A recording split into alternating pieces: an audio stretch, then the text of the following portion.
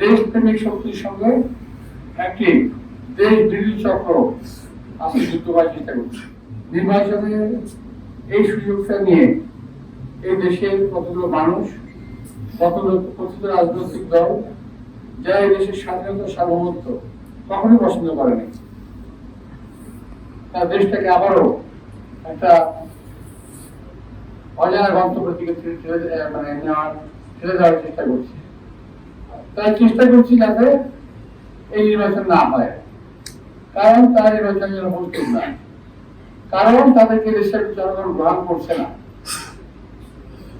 ওরা বুঝতে পেরেছে, জনগণের নরম বুঝতে পেরেছে, তাই তারা নির্বাচন যাতে বানচাল হয় তাই জন্য এই চেষ্টা নাইজেরিয়া করতেছে, খুনাখুনি করতেছে, রাজধানী করতেছে।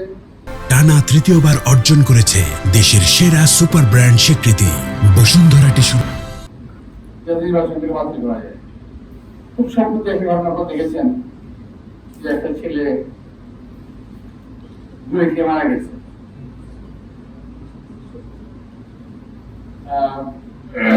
যাকে দেখতে আমি মেডিকেল হসপিটালে গিয়েছিলাম, গিয়েছিল সেখানে, ওখানে কি সিন তারা ক্রিয়েট করেছিল আপনারা দেখেছেন। আমি অনেক ধৈর্য ধরে ওটাকে আমি সহ্য করেছি, কারণ আমি চাই নাই যে ওরা কোনো সুযোগ নেই। ওরা পায়ে পাড়া দিয়ে আমার সঙ্গে ঝগড়া করার চেষ্টা করছে। দেশপ্রেমিক শক্তির সঙ্গে একটি দেশ বিরোধী চক্র আজকে যুদ্ধ করার চেষ্টা করছে। আমি আগে বলছি এখনো বলি যে আমরা কখনোই তাদের এই চক্রান্তে পা দেব না। দেশ নেত্রী আমাদেরকে ধৈর্য শিখিয়ে গেছেন, আমরা সেই ধৈর্য ধরে থাকবো। দেশ নেত্রী এখন বলেছেন, আমি এই দেশের মাটি মানুষের বাইরে কোথাও আমি যাবো না। উনি কিন্তু জান নাই, অনেক অত্যাচার সয়েছেন, উনি জান নাই। আমরা যখন ওনাকে হসপিটালে দেখতে গেছি, যেখানে হসপিটাল তো না, যেখানে কোনোদিন বিরক্তির ছাপ দেখিনি। খাওয়ায় কষ্ট দিয়েছে, ওষুধে কষ্ট দিয়েছে, চিকিৎসায় কষ্ট দিয়েছে। আমার বারবার বলেছিলাম উনি ডায়াবেটিকের পেশেন্ট, অন্তত বাজারে পাঠান, ওরা পাঠায় নাই। উনি অসুস্থ, ওরা কিন্তু বিদেশে পাঠান, ওরা পাঠায় নাই। তো এত কষ্ট সহ্য করে উনি আমাদেরকে একটা গণতন্ত্র উপহার দিয়ে গেছে, যেটা আজকে মানুষ ভোগ করছে।